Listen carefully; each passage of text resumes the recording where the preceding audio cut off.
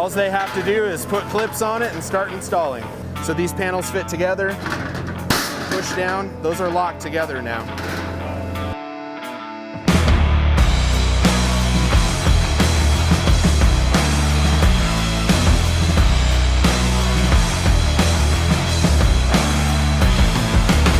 Welcome to the American Contractor Show. I'm your host, John Dye, and today we are in Denver, Colorado with our friends at Apex Restoration and Roofing.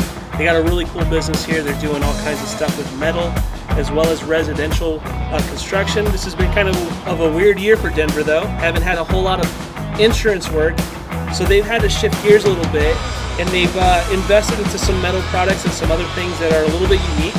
And I'm excited that we get to share this with you guys today and take a look at what's going on here at Apex Restoration and Roofing. Let's check it out. Hey guys, today's episode though is brought to you by Balance Claims. Balance is the nation's #1 third-party administration company, and they help contractors all across the nation manage their claims process and make that process a lot easier for them. If you guys want to learn more about it, go to balanceclaims.com and get started. Let's go check out what Apex is up to. Mike, how's it going, man? Good. Same guy's name. Yeah. Right? It's kind of weird. We're cousins. Yeah. Absolutely. That's what we'll go with for this. But, Yeah. Dude, how are you? I'm good, man. I'm good. How are you? I'm doing well, man. Thank you for letting us come over here and hang out at your office and take a look at your business and stuff. And this is amazing what you guys have here. Thank you. So I'd like to kind of I think we want to learn a little bit about your business and what you guys have done here, some history and maybe your history and just kind of the Apex story. Sure. So I started selling roofs, started out in Texas. I was 21, answered an ad in a newspaper, and it said, make $100,000 a year knocking doors selling roofs. So that's how I kind of got started. Worked for a large storm chasing roofing company out of Texas. Did that, was on the road for, I traveled. I mean, they storm chased everywhere. So 1 month, 2 months I might be in St. Louis, and then I'm in North Carolina, down in Florida working hurricanes, back to Omaha, Nebraska, Denver, wherever. So I did that for a while and kind of bounced back and forth from that in the service industry, restaurants and bartending and stuff like that when I was ever back in Dallas. So that's where I started. Cut my teeth back in Dallas. And then, my daughter was born in 2009. I was working in Austin and moved up here and fell in love with Denver and haven't left. So 2010, we actually opened Apex, me and my wife, here in Denver. Now we have 3 locations, Fort Collins, Centennial here is our headquarters, and then we also have one in Colorado Springs. And we just went through our 10-year anniversary on May 15th of this year. That's awesome. In the middle of COVID. So, so we kind of built it with the way the business is ran here is it's all relationship built with insurance agents, local insurance agents here in Colorado. We have over 100 agents that refer business to us. That's on the residential side. And then on the commercial side, we do a lot of HOAs, property management companies, apartment complexes. And that's also through insurance people that we've built relationships with. And then on the commercial side, we do a little commercial, flat roofs, TPO, EPDM, and that kind of stuff. And then the metal shop, cool, which we can kind of talk about here in a little while. But we also have a full custom metal shop here in the back of our warehouse where we cut the metal on site. We bring the metal machine out and we cut it for you. Like if it's new construction or if you want wall panels or underdeck panels. We're actually doing a lot of that now where we're doing underdeck panels to run the water out to a gutter. So a lot of people that have stuff underneath their deck and they're sick and tired of the snow dripping down on, their jacuzzi or their furniture and stuff like that, we'll run, underdeck panels, which is standing seam metal just kind of reversed underneath the deck. And we run it out to a gutter, run it out to a downspout. So that's really cool. Yeah, it's really cool. I think metal is one of the coolest parts of our industry. And it's a little more complicated for most people. Yeah. I mean, shingles are pretty simple, but if you can master metal, there's so many cool applications that you can use with metal that is just really awesome. Yeah, so we love it. I mean, I love metal. I see a lot of people moving to metal. So the last couple of years, we've been trying to build a metal shop. Especially in Colorado. Yeah, it's getting big. There's a lot of metal going on here. A lot of metal, yeah. And who wouldn't want to live in Colorado? I mean, this is beautiful. Like, for you to want to move out here, I totally get it. This is one of the most beautiful places in the nation, and so this is awesome, dude. Yeah, I love it. I love it here. Cool. Well, I'd love to get to know some of the people. I know some of the people here already from, we do business with a lot of you guys already, but I'd love to meet the staff and kind of walk us through the building and give us a tour of what you guys are doing. Is that cool? Yeah, absolutely. Cool. Yeah, let's do it. Let's do it. Well, this is our office manager in here, I think, Kate. So I'm sure you've talked to her on the phone a lot. Hey, how are you? Good, how are you? Good. So you run the day-to-day office here, huh? Yes, that's correct. So you got to deal with all these guys and their craziness. Right. Yeah. What do you think, from your perspective, are some of the things that make Apex such a good place to work and such a good company to work with for your customer? Well, I mean, how much we've grown since I've started here over 5 years ago, and just watching us grow. I mean, we are a family, really. That's what it feels like, and yeah. Not just a number here, you know. Yeah. Right. So. Yeah, that's totally it. So the fact that you guys work so well together and are a family is what is attributed to your guys' success then? Yeah. I think so. Yeah. I think the people that are, in your company are the most important part of your company is people you can trust and lean on when you need to, and they also lean on you when they need you. And you definitely the people are, for me, are the most, they're priceless to me. Good people, and we have really good people here. So. How many people work at Apex? Total, probably 12, 15, something like that, somewhere in there. Well, we have the other locations, so, but in here, we probably have 10 people that work here. 10 people that work out at headquarters running the day-to-day. Right. That's cool. Then we'll go in here. I know, it's like a little powwow going on. So this is the big boss. This is the big boss. The big boss. This is where all the important stuff happens. That's right. Yeah, there's a lot going on in here. Yeah. So, This is my wife, Kristine. Hello. hey. So it's nice to meet you. Nice to meet you. And I see that we have some other people here too. This is Shawnee, our sales manager. Nice. And You know this is, Shawnee well. Yeah? Yeah. I know you guys well. and this is Brad Henderson. He's our insurance liaison. So Nice. he kind of, all the agents that we have, he is our go-between when we're having either issues or he needs to, clean something up, that kind of stuff. We have questions about insurance. Questions. I can put everything in layman's terms. Roofing in layman's terms for the agents, and then vice versa back to the roofing company. So it works out well. So let's talk about this a little bit. So I'd like to talk about all your guys' positions a little bit, but specifically though, so you're the liaison between the insurance companies. Talk a little bit about that position, because that's a position I don't think we see very often. I mean, a sales manager, we have sales managers, but and we'll talk about that too, because I mean, there's a lot of really cool stuff that you do. Don't get me wrong. Whatever, that's enough. That's not what I'm saying. But Shawnee's my liaison to the sales guys. yeah, I mean, Yeah. this is a position though, and Shawnee, I mean, this is probably something you guys created internally, but because this isn't normal. Like, I don't walk into companies and they're like, oh, we have this insurance liaison. What does an insurance liaison do, and how does that position work with Apex? Yeah, great question. We realized early on that all of our customers, for the most part, were filing insurance claims, and so rather than knocking doors and sort of doing it the old-fashioned way, that we'd go right to the insurance agents and develop a value proposition that made sense for the insurance agent and for the customer. So here in Colorado, hail is just devastating for insurance carriers. So impact-resistant shingles have become a real big selling point for customers. And the insurance companies give a pretty good discount if they put on a UL4 shingle.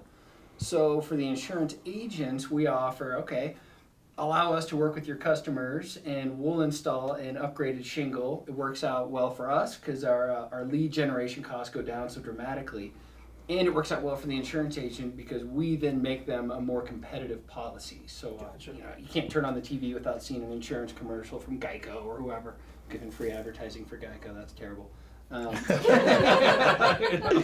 So we get to allow our broker partners and agent partners to be more competitive. And then if there's ever any issues, which, construction, those things happen, generally, certainly not what we ideally like, but the insured or our customer will reach out to the agent who referred us and go, hey, whoa, we got an issue. Well, then the agent calls me, and then I usually go to Shawnee and say, okay, what is going on here? We've got an issue, and really just all work in sync with each other to make the claim go smooth. That's really cool, and so you're basically building relationships with agents. You've got those agents are giving you referrals at that point, and it's a sales role, Mhm. essentially, right? Yeah. Yeah. So who thought of this?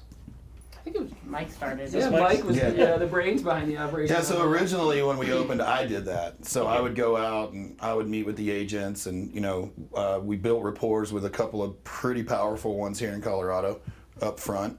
And then from there, we would, get their friend, or they'd say, hey, I have another agent in Longmont, or, wherever. And so that it just kind of snowballed into what we have now. And then when Brad came on in 2015, he kind of took that role on, and I kind of stepped back from it. So he's done an amazing job.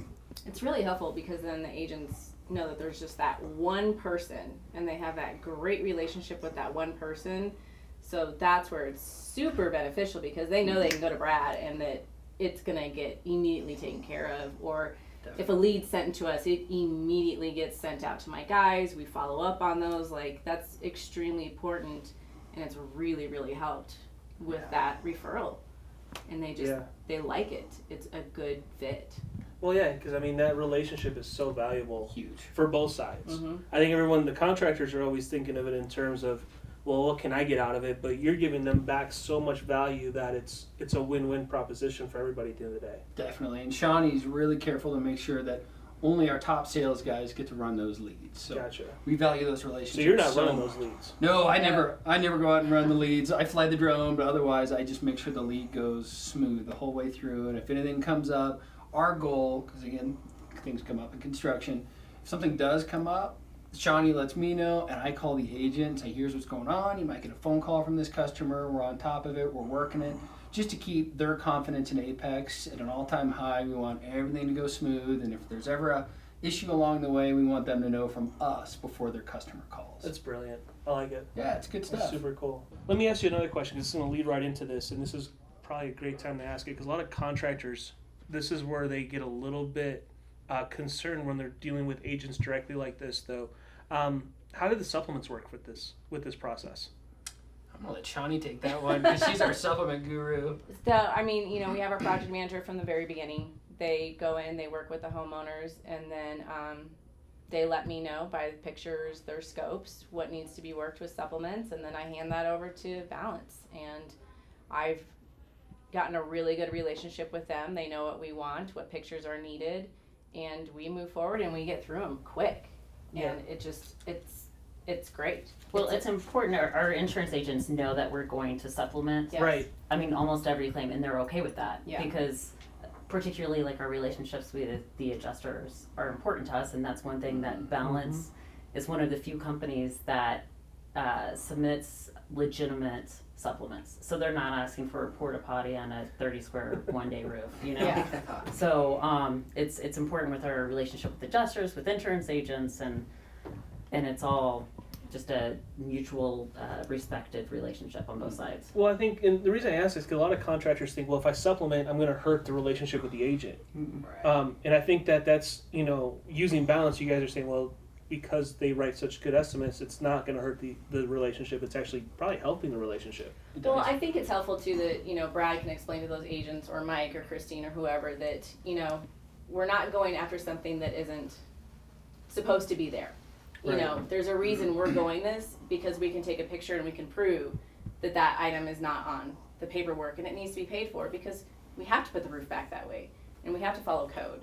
So these things, that's huge right there. And I think that we have that relationship that the agents understand that aspect of it, that we're not being unrealistic by any means. Yeah. I mean, this is a legit expense that we've incurred. How often do you guys see the same customer in the course of Quite the a last bit. 10 years? I mean, quite a bit. Well, I wouldn't. I mean, it just depends because we do the IR shingles on all of them, and we try to use, good ones. But when we joke do we're it, gonna I mean, it's a put big ourselves out of storm. business. Yeah. We keep putting on these impact-resistant roofs. We're never going to get a call back.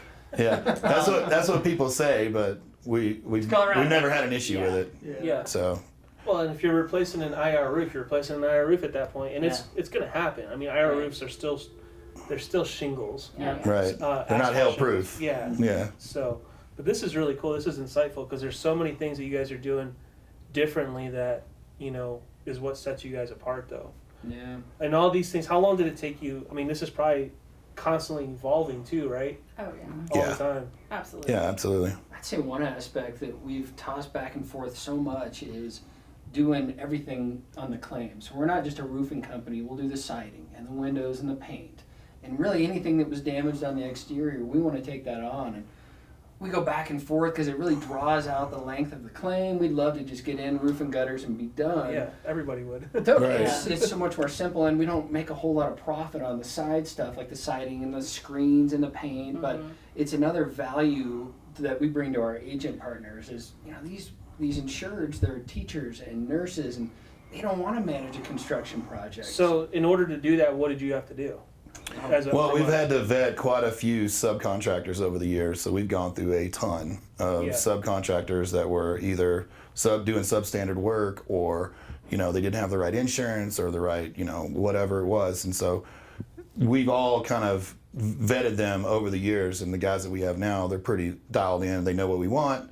They go out and they say, okay, if they see something else, they call us back, hey, maybe there's extra work or whatever, and they're pretty upfront with us on that stuff. Yeah. So it's taken a long time because, labor is, the force that drives everything, but also if they don't have passion for labor and they're not putting out quality work, we don't want them here because it's going to reflect on us. It's a lot more trades involved, a lot more complex, systems that have to be put into place. And I think that's why a lot of people stray away from that, because it does complicate the job a little bit.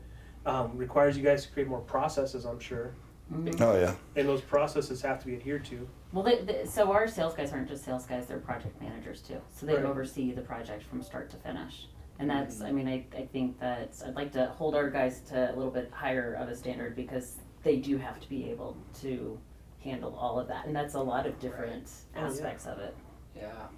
And it allows us to be more efficient with our supplementing. Through balance, we're not just supplementing the roof. We're supplementing the whole claim. Yeah. So and you guys are doing the whole claim. So it's a different conversation at that point. Yeah. We're not picking and choosing sections, it's the whole thing. But it's a game changer from homeowners, because now they're not dealing with 5 different contractors and all of these different things and don't know what to do or who to call because they're not getting a call back, and that's just where we are, that one-stop shop. And get it done. And if everything goes, we can go bang, bang, bang, bang, bang, and just knock it all out and be done. And that's what the homeowners appreciate, instead of, oh, I have to find another contractor, but is this a good contractor? Oh, I need a referral. So I think that's where it's helpful that we've kind of just taken care of all that for them. Well, guys, thank you so much for letting me just hang out and talk about this stuff with you.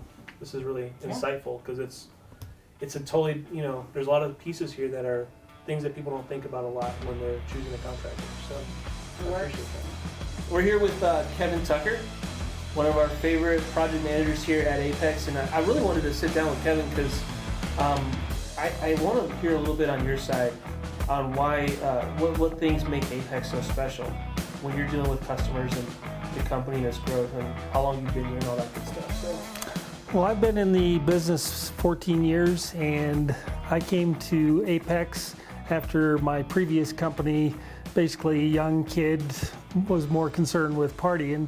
So I found Apex, and they were really concerned about treating the customer right and doing right by the customer, and that's exactly what I was doing. And being a project manager, I take good care of my customers and want to make sure that whatever I do, it's going to be to the highest level. So you've been with Apex now a few years. You've watched them grow and become this powerhouse here in Denver. They have all these different things going on, and it's a very growth-minded company. What do you see for the future at Apex? The sky's the limit. With this new metal shop that we've got, now I'm able to sell metal where I wasn't able to before. And we're very much into HOAs and commercial, so that's another avenue. So there's just a lot of different avenues that I can go down, selling stone-coated steel, regular asphalt shingles, HOAs, commercial, just a lot of different things out there. That's awesome, man, and it's a lot to be excited about, coming to work for a company like Apex and having all those opportunities presented to you.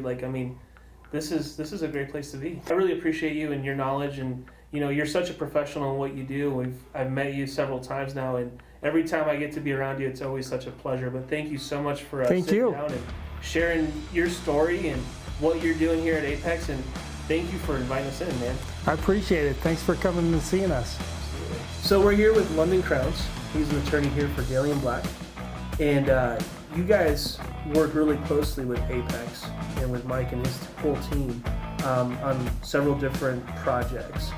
And I think that's a thing that most contractors look for when they think attorney. They're going to basically at that point, it's because they've exhausted all their other options. And a lot of times, let's just be honest, like the claim's in disarray, or the whole process has been messed up, and they're trying to salvage it. And so they call in a hero like London to come in and save the day. But let's talk a little bit about how your guys' relationship actually works and why it actually is something that makes sense for both of you. Sure. So, by the way, I'm no hero. I'm Clark Kent on my best day, but I'll let you take the question, Mike. So we use London for reasons, you know, depending on how the claim is going. Basically, you know, if we're getting to a point where we can't, you know, the insurance carrier is saying, they don't naturally really have to talk to us in the first place. right, you're just a contractor. Right. A lot of insurance carriers, especially down in Texas, they'll tell you, or Florida, I don't have to talk to you. You're not an attorney. You're not a public adjuster. Kick rocks. So, I mean, in the real world, they could say that up front if they wanted to. I mean, a lot of these claims that we've taken, that London has taken for us and helped us close these claims out really quick. He gets a quicker response because he is an attorney. He's had claims where he's fired a couple of them off and they just settled them within a couple of weeks, and we're doing the roofs.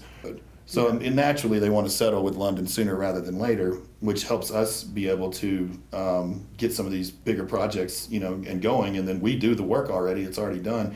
And now they're arguing with us on scope.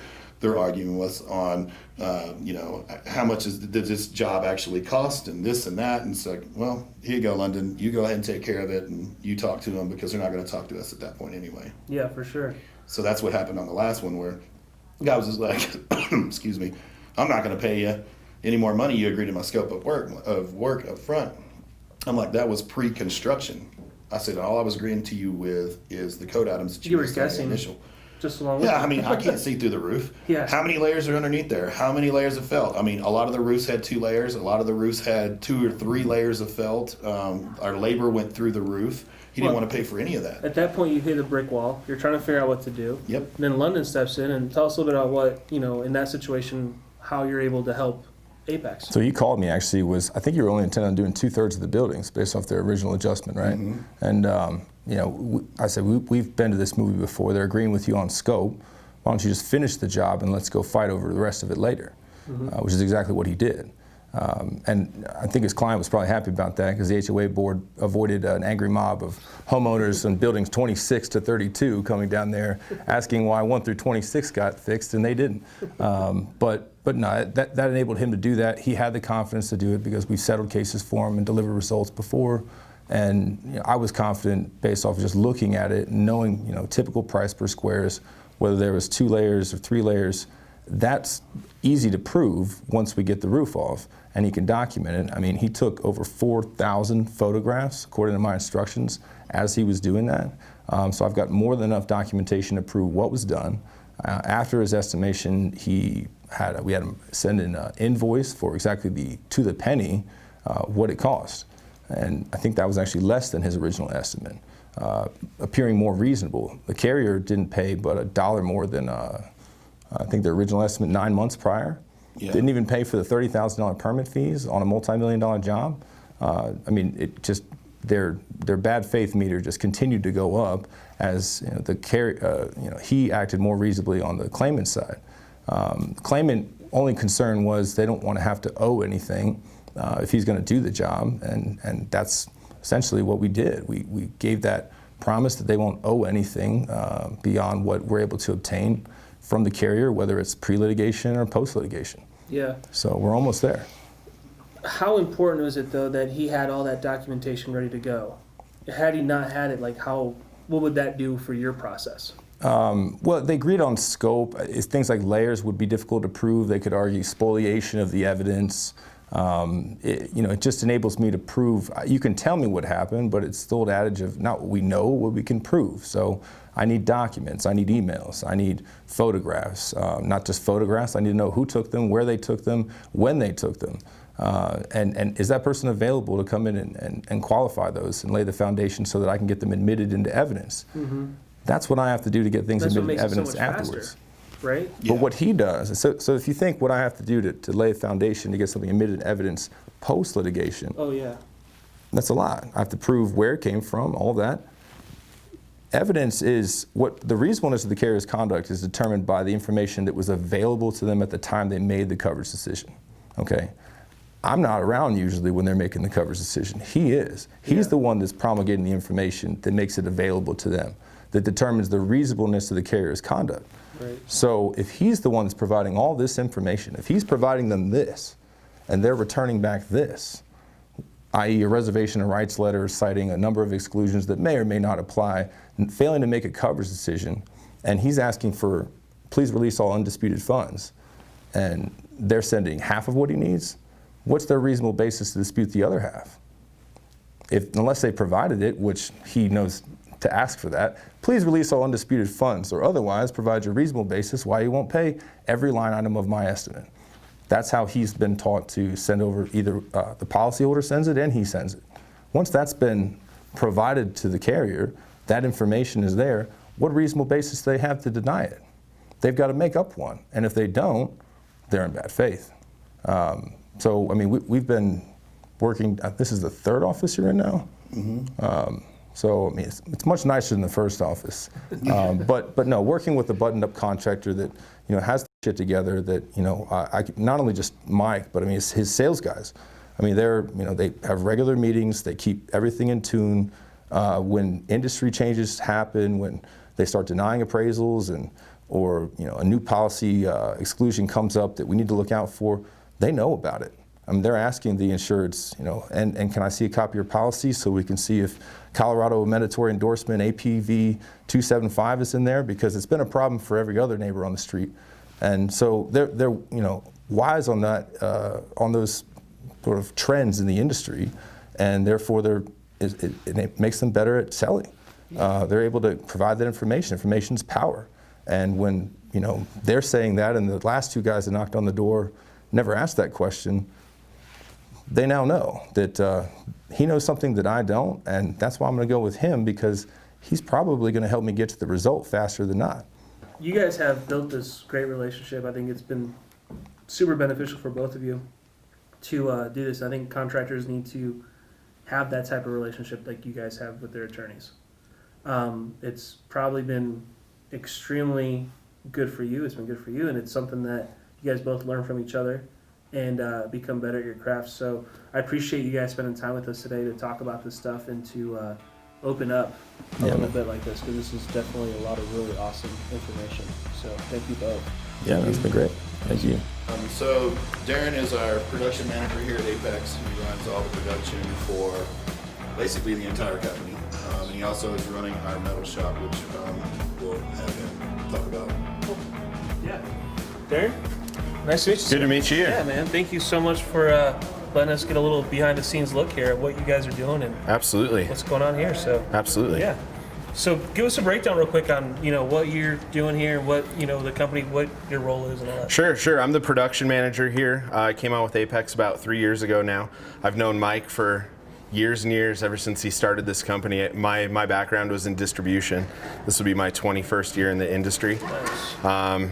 So when I came over, there was some holes, and I've been brought on to kind of fill in some of those gaps. So I run all the production, schedule all the crews, order all the material in unison with Ron, my right hand, down in the Springs. And we just make sure that everything runs smooth operationally from start to finish. Help build this process for this company over, how long have you been here now? You said 3 years. Okay, so yeah. The last 3 years. Yep. And that's a lot of work.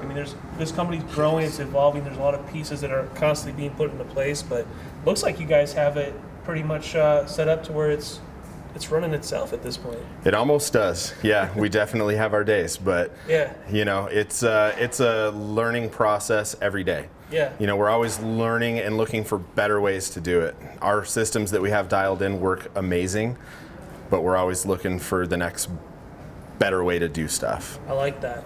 So what's interesting about Apex is you guys over the last couple of years have built this metal shop. Yeah. So you want to give us a quick, overview of that metal shop? Yeah, absolutely. It's been an ongoing process over the past couple years now. You know, it's something that we're both passionate about. Metal is the next best thing. You know, that's the up and coming deal now. What made you decide to invest in building this metal shop? Darren. I mean, Okay. me and him kind of kicked ideas around about how we could do it. You know, first we needed a building, so we bought this building last year. Kind of grew into it a little bit. About to probably outgrow it pretty quick. But I mean, we saw the market kind of turning. We're getting more calls for metal, and we just got sick of ordering metal from these other guys in town, and every time the metal came out, it was wrong, or it was the wrong color, it was the wrong profile. That's a pain if they cut Oh, yeah. metal, it's the wrong color. Oh, my- yeah, it That's the was- worst. Slows down production, you know, stops the crew, having to wait, you know, new lead times, trying to get flashings back out, having to explain to your customers that it's not your fault. Yeah. You know, we saw a hole in the market that we thought that we could fill and do a better job, you know, I like it. being self-sufficient. Yeah, well, Yeah. let's give us a tour of this. Sure. man. There's You some wanna- cool Absolutely, stuff. yeah. This machine over here is a Schechtel shear Okay. that basically cuts all of our flat stock down to the millimeter, exactly This what we is- need. This is flat stock. This right is flat stock right here. Most of what we do is 24 gauge. here. So all your metal starts like this. It on a does. roll, right? Yeah. All of our flashing metal is always going to be flat stock. Once we get outside, we can talk more about that stuff. Yeah. But what we're doing in here is all flat stock, 24 gauge, and we're cutting it here. Once orders come in, we do all the drawings based on, you know, eagle views or field measurements on, you know, what we need per job. So we start with a breakdown of, you know, okay, we need 20 pieces of this, 40 pieces of that. I go through, figure out the math on everything, how to break down the stretch outs. How many sheets are we going to need to be able to produce that metal? Once we have all that stuff, it gets brought into the shop. We start cutting everything here. Once all the pieces and parts are cut, the guys take their fab tickets with all the flashings drawn out by size, and they program it on the folder over here. Okay. This is all CNC. You draw with your fingers on the screen. Whatever you can draw, the machine can make it. Huh. So the boys are going to show kind of an example of what it can do. So basically, you know, we have the drawn out fab tickets.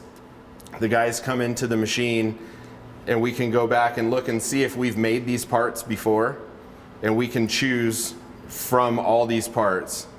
So this is all stuff that we make on a frequent basis, so we save those in the machine.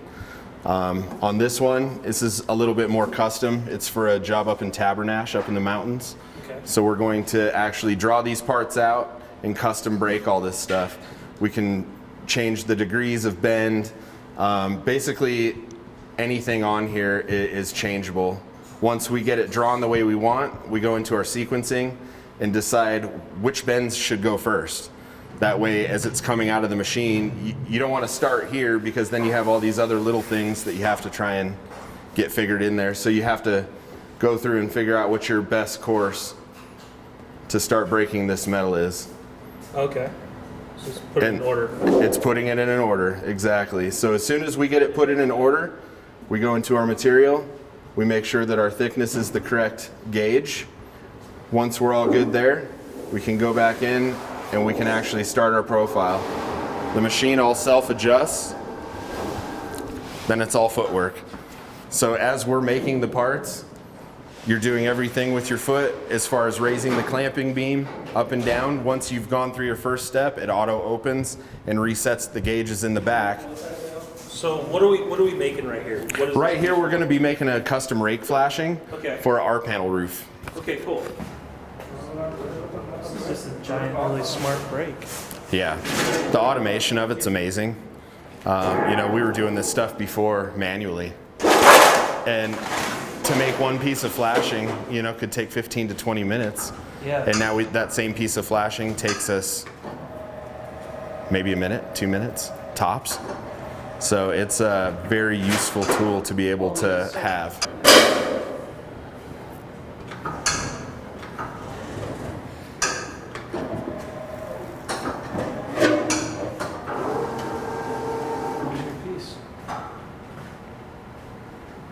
All done. It's got your hems in it, so all these are your hems right here. Just make it stronger. Gives it strength, helps get rid of oil canning. Yeah. Pretty cool. How long would that take you to make in that before? A piece like that in this machine would take, what do you figure, 10 to 15 minutes? And it takes, 2 to 3 guys, whereas one guy can do this by himself.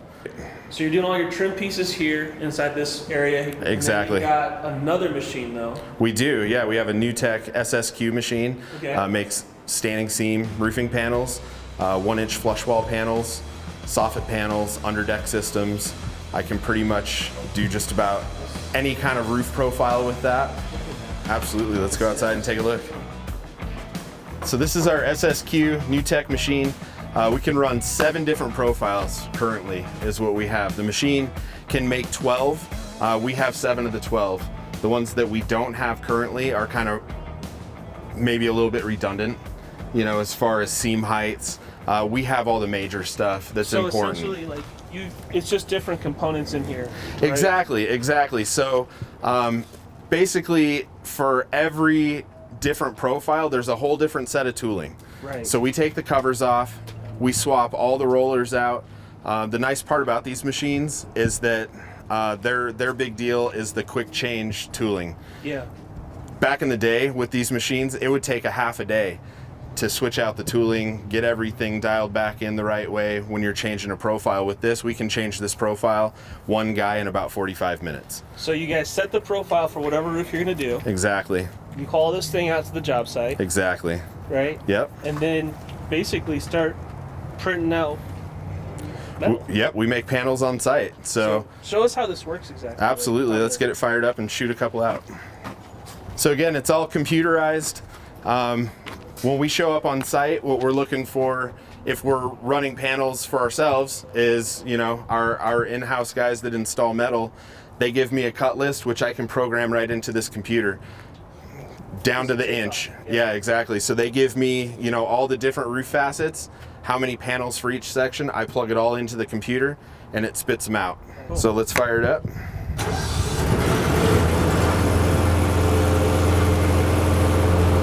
So what we've got here is an 1 3/4 snap lock profile that we're going to run out. We'll kick out a couple of panels so that you can kind of get an idea of what we're doing here. What we're doing is a 20-inch Sheffield coil that's going to make a 14-inch panel for us. It's going to have clip relief on the sides, which helps get rid of oil canning.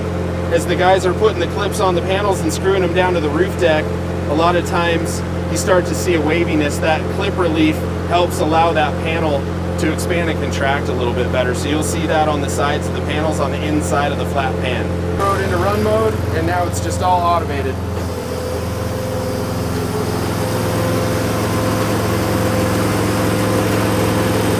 So once it comes out to the desired length, there's a digital counter inside that determines whatever I program into this machine, to where to cut it. So when it comes out, I programmed it at 3 feet, 1 5/8 inches. It cuts it as soon as it gets to that, and it will not spit another piece out until I actually pull it out. So once I pull it out, it'll automatically start spitting out the next piece. So it's just kind of like a safety feature.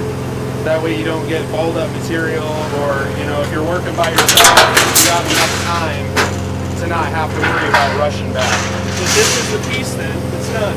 Exactly. And then all they gotta do is they have to do is put clips on it and start installing. Nice. So we can do, like I said, 7 different profiles. We can do striations in the panel, which are small raised ribs basically that also help eliminate that oil canning. We can do beads. We can do small pencil ribs. We have a few different options that we can do. Like that. So now that these are done, basically the way that these panels work, normally you'd have a clip that fits onto here and goes underneath this panel, and that's why this is real important, that clip relief right here. Because on a normal panel, if this is all flat, you have a leg of clip that goes underneath here. Once you start fastening those down onto the roof and progression, you're going to start seeing those clips in the roof. This little raised section not only gives a little bit of strength to the panel, but it helps to slow down some of that oil canning process. So now all these do, it's all your fasteners are hidden on these. The great part of that is you don't have places where it can leak. So these panels fit together, push down, those are locked together now.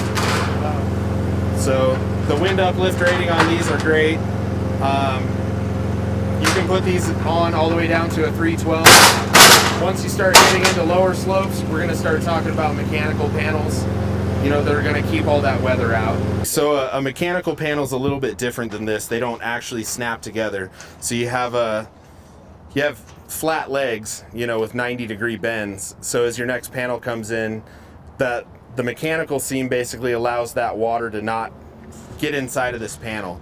You know, on stuff like this, because it's a snap panel, you know, water can get up underneath these if you don't have it on the right slope.